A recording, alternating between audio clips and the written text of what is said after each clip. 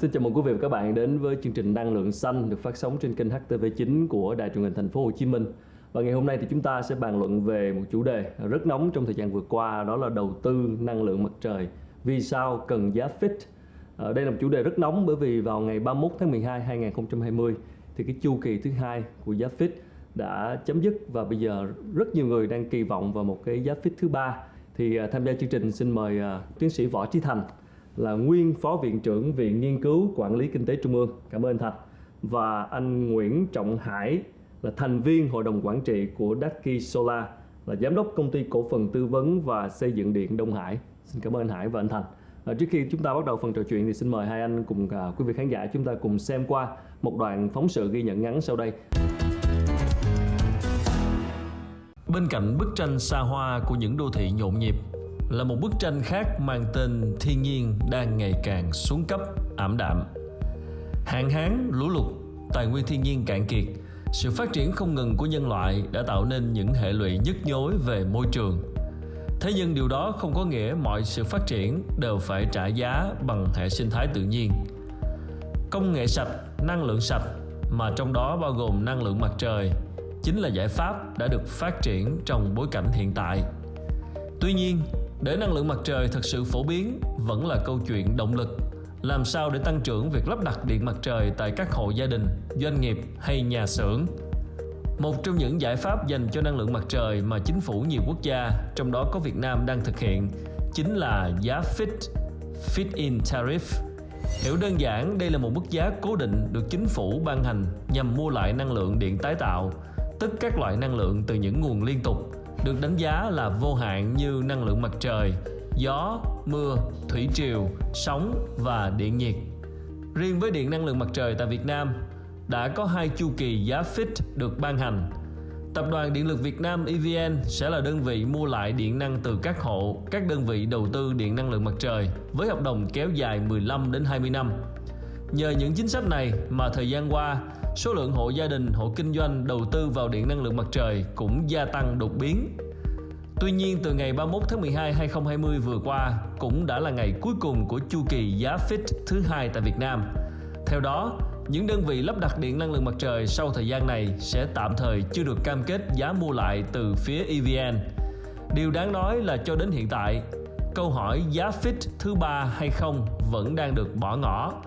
Nhiều ý kiến trái chiều với những luận điểm riêng biệt đang được đưa ra. Chưa có gì là chắc chắn, chỉ duy có một điều đã rõ, đó chính là điện năng lượng mặt trời không phải là xu hướng, càng không phải là trào lưu, mà chính là một trong những lời giải duy nhất cho bài toán môi trường đồng hành với sự phát triển bền vững của nhân loại. Vâng, thưa anh, một đoạn ghi nhận rất ngắn về cái bức tranh năng lượng mặt trời và giá FIT. Thì bây giờ là cái tranh cãi và những cái chờ đợi và những cái người ta quan tâm về liệu giá FIT thứ ba thì khi nào sẽ có và tại sao phải chờ đợi lâu như vậy. Thì bình luận của anh Thành về việc này như thế nào? Khi chúng ta bàn về cái động lực và nhìn vào câu chuyện giá thì rất quan trọng rồi, nhưng mà chưa đủ. Phải nhìn tổng thể hơn rất nhiều. Từ những cái tầm vóc lớn như là phát triển chung, định hướng chung, đến những vấn đề như là cạnh tranh, đến cạnh tranh đối với doanh nghiệp, năng lực của họ đối với bản thân ngành điện, các cái loại hình năng lượng điện khác nhau. Thế rồi là vấn đề tiến bộ của công nghệ, vấn đề lợi ích của các bên, đặc biệt là đây nó có 4 cái lợi ích: lợi ích nhà nước và cái khả năng ngân sách, lợi ích của các bên tham gia trong ngành điện, các chủ đầu tư, những người sản xuất kinh doanh, lợi ích của doanh nghiệp và lợi ích của người tiêu dùng. Thế và chính vì vậy cũng không phải quá là ngạc nhiên là chúng ta khá là loay hoay, cũng khá là vất vả với cái câu chuyện giá FIT. Hiện nay thì có 2 quan điểm. Một quan điểm là tư cách của những người đại diện có thẩm quyền đã khẳng định là có thể là sẽ không còn giá FIT nữa. Thế một bên là các cái nhà tư vấn chuyên nghiệp như kiểu anh Hải, những người nghiên cứu trong lĩnh vực năng lượng, thì cũng nhiều người đề nghị là cần tiếp tục cái giá FIT. Vậy thì ở góc độ là người nghiên cứu và tư vấn về năng lượng thì cái câu trả lời của anh Hải về chuyện là điều chỉnh giá FIT 3 nếu có là như thế nào theo quan điểm của anh? Đứng trên góc độ hài hòa lợi ích như anh Thành vừa nói thì chúng ta cũng cần phải xem xét lại. Cái FIT có lẽ là chúng ta cần phải nhìn nhận nó một cách đầy đủ hơn, khoa học hơn và áp dụng nó vào những đối tượng nào. Cái đó mới là cái quan trọng. Bởi vì rằng là với cái cách mà chúng ta đang áp dụng hiện nay về giá FIT thì nó tạo ra cảm giác rất nhiều nhà đầu tư có thể sẵn sàng tham gia vào đầu tư, kể cả những người không có kinh nghiệm trong lĩnh vực này. Nhưng thực tế thì cũng phi vào đầu tư. Bởi vì dựa trên những cái bài toán tính về mặt xin lỗi anh Thành là qua mặt anh tí về cái lĩnh vực kinh tế, nhưng mà tức là nhẩm ra tất cả đều nhẩm ra là thấy có lãi ngay. Thế nên là cũng lao vào đầu tư, và do đó thì cái vấn đề hiệu quả đầu tư thì chúng ta còn đợi thời gian để xem xét, bởi vì là nó có nhiều vấn đề. Thế nhưng mà cái mà chúng ta có thể nhìn thấy là rõ ràng là những nhà đầu tư chuyên nghiệp hoặc là những cái người có cái thế mạnh về đầu tư trong cái lĩnh vực điện mặt trời này thì rằng là họ sẽ đầu tư nó hiệu quả hơn là những cái người mà đầu tư không chuyên nghiệp. Và cái câu chuyện này nó diễn ra là ngay trong cái cuối năm vừa rồi, trong những ngày giáp cái Tết Dương lịch vừa rồi, để chạy theo cái thời hạn 31 tháng 12 thì thậm chí cái giá thành đầu tư của từng mê điện mặt trời tăng từng ngày. Thế thì cái điều đó là cái điều rất là không tốt cho cái nền kinh tế nói chung. Như vậy thì trong khi chờ đợi cái giá FIT 3 như vậy thì điều gì sẽ ảnh hưởng đến những dự án đầu tư vào năng lượng mặt trời hiện tại? Về cơ bản thì đối với các nhà đầu tư chuyên nghiệp ấy, thì người ta cũng sẽ vẫn tiếp tục nghiên cứu. Còn đương nhiên là những cái nhà đầu tư theo phong trào thì dĩ nhiên họ sẽ lại dừng lại. Trong cái khoảng trống về chính sách này thì chắc chắn là cái thị trường đầu tư cái năng lượng mặt trời này nó sẽ lắng xuống. Bên cạnh cái chuyện đầu tư để kinh doanh thì còn cái chuyện là đầu tư để tự cung tự cấp điện cho mình. Anh Thành có bình luận gì về cái động lực của công chúng khi mà tham gia vào cái điện mặt trời này? Tôi nghĩ ở đây nó có cả hai khía cạnh. Một cái khía cạnh liên quan đến nhận thức của người dân, tức là sống xanh, sống sạch. Thì cái này nó vẫn đang diễn ra, có thể nó chưa được như chúng ta mong muốn, nhưng mà cái ý thức của người dân nó ngày càng tốt hơn, bởi vì là nó đem lại một cái giá trị cho họ và cái giá trị chung. Khía cạnh thứ hai tức là họ làm nhưng mà một phần là để theo nghĩa đầu tư, để bán.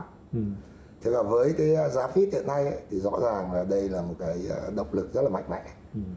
Mạnh mẽ đến nỗi mà trong một số trường hợp về mặt chính sách sau này chúng ta phải xem xét, tức là có thể nó hơi mạo danh một chút. Nó không đúng cái ý nghĩa thật đẹp ban đầu của nó.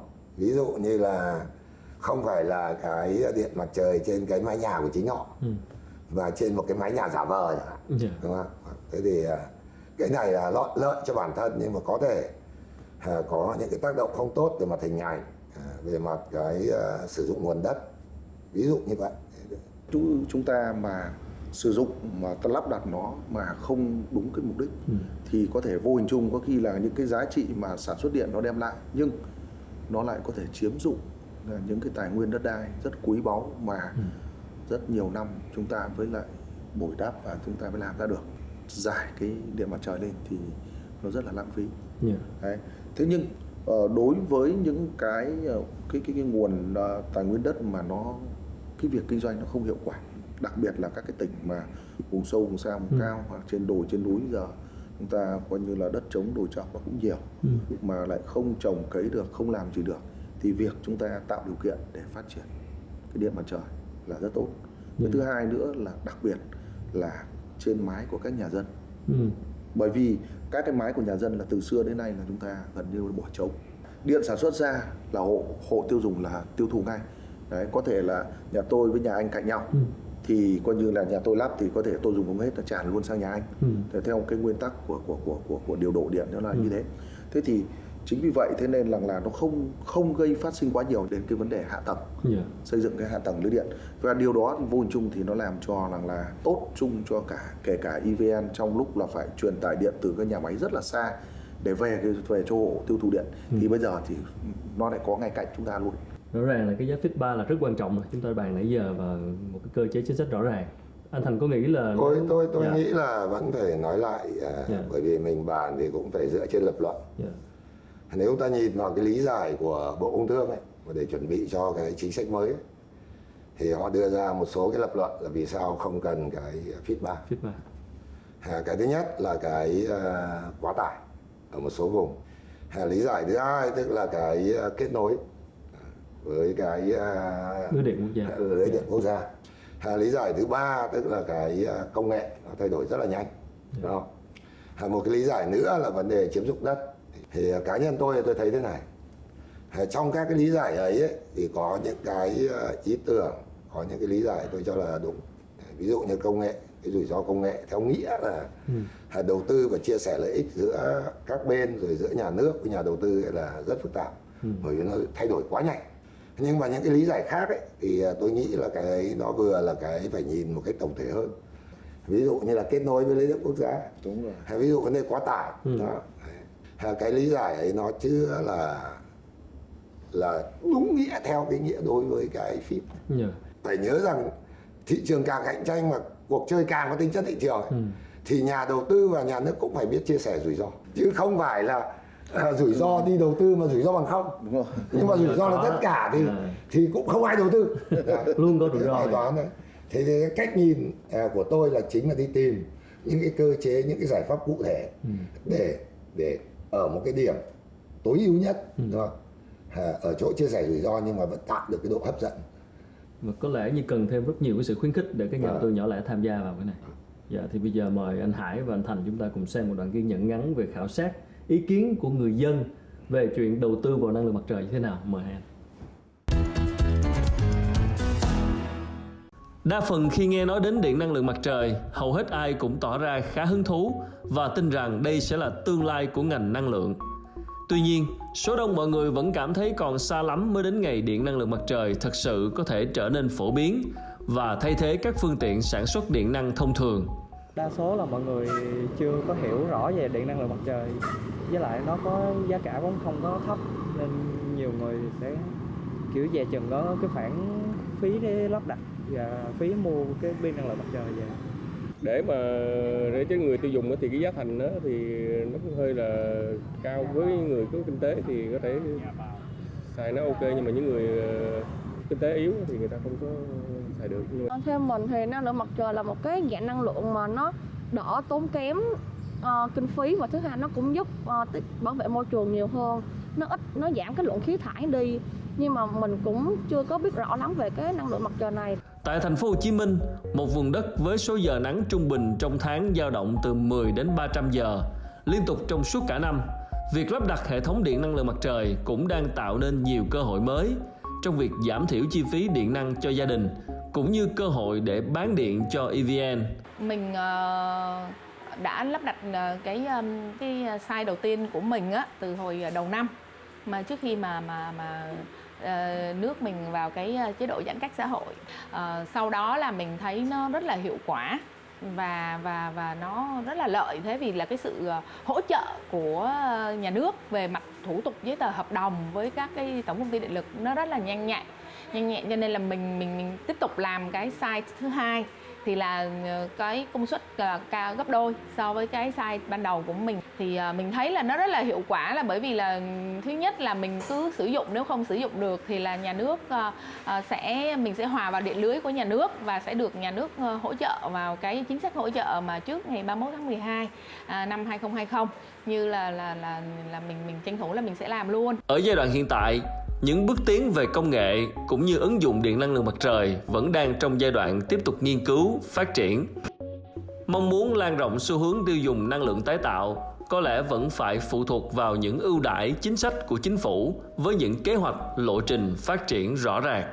Mình nghĩ rằng là nếu mà với được cái mức giá mà như năm vừa rồi và cho tới 31 tháng 12 thì thì mới có khả năng thu hút được cái sự quan tâm và cái sự lắp đặt. Tại vì thực ra cái đầu tư ban đầu nó khá là lớn, nhưng mà nếu mà thấp hơn hoặc là hoặc là thấp hơn hoặc là ít bằng thì với cái giá đó thì cũng là sát so với lại là cái mà mình mong muốn mình đạt được hiệu quả hơn. Nhưng mà nếu mà thấp hơn thì chắc là sẽ khó, từ đó trở lên chắc mới được. Vâng, đó là kỳ vọng của những người dân lắp đặt. Vì vậy liệu thì chúng ta sẽ có thể làm gì để kích thích nhanh cái quá trình ra cái văn bản về giá Fit 3 theo anh Hải? Chúng ta chờ đợi điều gì? Chúng ta có rất là nhiều cái đối tượng đang đầu tư cái điện mặt trời, và tất cả các cái nhà đầu tư từ người dân cho đến các cái doanh nghiệp và tổ chức lớn hơn thì đều mong muốn một cái cơ chế giá Fit 3. Đấy là nói chung là mọi người đều mong muốn. Chắc chắn là như vậy. Và nhưng cái vấn đề của chính phủ mà theo bản thân tôi nghĩ thì là bởi vì là cũng cần phải có khoảng thời gian để đánh giá lại cái mức hiệu quả của cái Fit 2 và cái đánh giá như anh Thành vừa nói, cái tác động môi trường của cái Fit 2 thì là nó cũng phải cái khoảng thời gian cũng phải từ 6 đến 7 tháng thì chính phủ mới có đủ thời gian để tính toán ra quyết định, còn thông qua rất nhiều các cuộc họp. Theo anh Thành thì liệu chúng ta có thể rút được bài học gì từ hai cái lần chu kỳ giá Fit trước? Tôi nghĩ là cái quá trình ít nhiều tham vấn chính sách ấy, thì không chỉ đối với câu chuyện điện mặt trời đâu, mà với rất nhiều lĩnh vực ấy, thì phải nói rằng là có rất nhiều những cái điểm chung liên quan đến cái cách làm chính sách của chúng ta.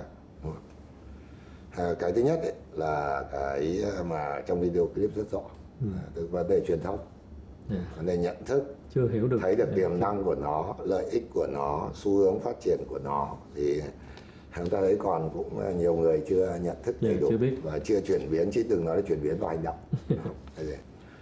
Cái thứ hai mà tôi nghĩ cũng là rất quan trọng, tức là cái đồng bộ, minh bạch với thị trường, cái mà tính tiết liệu được của chính sách, là tính kế tục của chính sách, tính liên tục của chính sách, tính có thời gian tương đối chắc chắn của chính sách, phải rất rõ ràng bên cạnh cái thay đổi nếu cần của cái việc tiếp tục cái Fit, gọi là Fit 3. Thế và cái nữa tôi nghĩ cũng là rất quan trọng, tức là cái minh bạch. Cái này nó là lớn hơn, không chuyện chỉ là minh bạch cái cách tính giá điện, vì nó cũng rất là phức tạp, và những người ngoài cuộc không phải là dễ hiểu.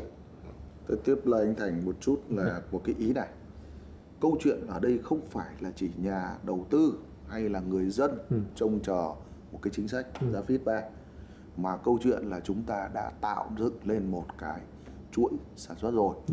Và việc mà chúng ta càng kéo dài cái chuyện đó thì chúng ta sẽ mất cả cái động lực đó. Cái đó mới là cái đáng quý.